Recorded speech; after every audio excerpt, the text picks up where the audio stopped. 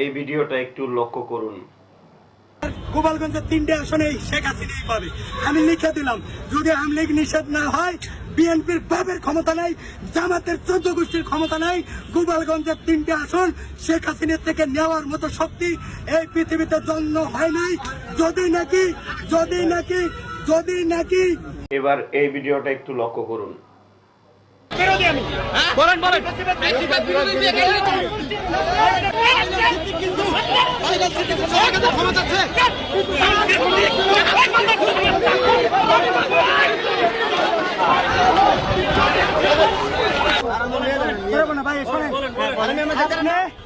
তিনি আগস্ট ছিলাম, জুলাই ছিলাম, বিএনপির অনেকগুলি প্রোগ্রাম আছে ভাই এই ভিডিওতে আপনারা দেখেন।